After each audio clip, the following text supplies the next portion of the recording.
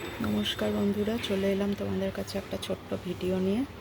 তো গতকাল রাত্রিবেলা তো ভীষণ বৃষ্টি হয়েছে, আর কয়েকদিন ধরে আমার শরীরটাও খুব একটা ভালো নেই। তো তারপরও ভাবলাম গাছে একটু ফুল ফুটেছে, তোমাদেরকে দেখিয়ে দিই। তো প্রথমে এটা তো দেখতেই পাচ্ছ, এটা হচ্ছে আমার মানি প্ল্যান্ট গাছ।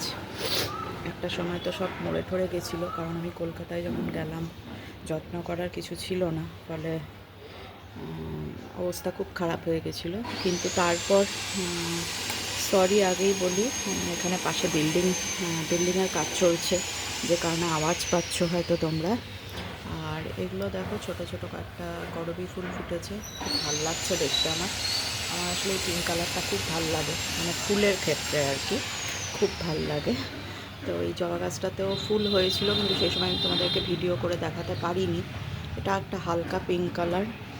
আর এটা দেখতে পাচ্ছ, এটা ডিপ পিঙ্ক কালারের একটা হয়েছিল এই গতকাল কি তার আগের দিন, এখনও পড়েনি, মানে এটা এরকম হয়ে রয়েছে, দেখতেই পাচ্ছ।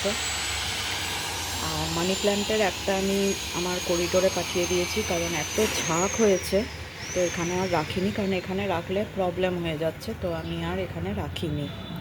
আচ্ছা চলো তাহলে এবার এই পাশটা দেখাই। এই পাশটা হচ্ছে, এখানে একটা ধুতরা ফুলের গাছ দেখতেই পাচ্ছ। এটা তোমাদেরকে দেখিয়েছি কত ছোট ছিল, আর সেটা এখন কত বড় হয়েছে।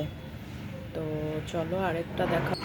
এই চলে এলাম আবার এখানটায় তোমাদের সাথে, যে আজকে যে ফুলটা দেখার সেটা হচ্ছে এইটা। এটার যে কালারটা তোমরা দেখছো, একেবারে একটা লালচে, মানে দুধে আলতা রঙের জবাটা। তো অনেকে আমাকে বলো আমি জবা ফুল ভীষণ ভালোবাসি। ইয়েস, ভীষণ ভীষণ ভালোবাসি। বিভিন্ন ধরনের কালারের জবা ফুলের স্টক তো একসময় আমার ছাদে ছিলই, বাট যখন এদিক ওদিক চলে যাই তখন অনেক গাছ মরে যায়। আর সবথেকে বড় কথা, এখন আর পেরে উঠি না পাঁচতলার ছাদে গিয়ে সেই গাছ পরিচর্যা করা। তো এই জবাটা ভাবলাম যখন ফুটেছে তোমাদের সঙ্গে শেয়ার করে নিই। দেখো কি সুন্দর, মানে আমার এই জবাটা পাততেও ইচ্ছা করছে না। জবা ফুল দু কারণে ভাল লাগে। এক হচ্ছে তো জানো, কালী ঠাকুরের পুজোর সময় জবা ফুল খুব লাগে, আর আমি ভীষণভাবে ভালোবাসি মায়ের পুজো করতে এবং দুর্গা ঠাকুর এদের পুজো করতে। তো সেই কারণে আমার ফুলটা লেগেই যায়। তো সেই কারণে আমার জবা ফুল খুব ভাল লাগে। তো এটা দেখানোর জন্যই আজকে আমি মেইনলি ভিডিওটা করেছি। সকালে উঠে গাছে ভীষণ ম্যালিব্যাগ হয়েছিল, তো দুদিন আগে ভীষণভাবে পরিচর্যা করেছি, দেখতেই পাচ্ছ। মাটি ফাটি খুঁড়ে সুন্দর করে শুকনো খোল ফোল দিয়েছি। আর এটা হচ্ছে সেই বিশ্ববিখ্যাত তুলসী গাছটা। আর এই গাছটায় এখনও কুড়ি আসেনি, কুড়ি এলে অবশ্যই তোমাদের সঙ্গে আমি শেয়ার করবো। এই গাছটাতেও প্রচুর ফুল হতো, কিন্তু অনেক মানুষের হাত পড়ে গেছে। ছাদে ছিল গাছটা, ছাদে পাঠিয়ে দিয়েছিলাম, বিকজ আমি ঘরে ছিলাম না বলে।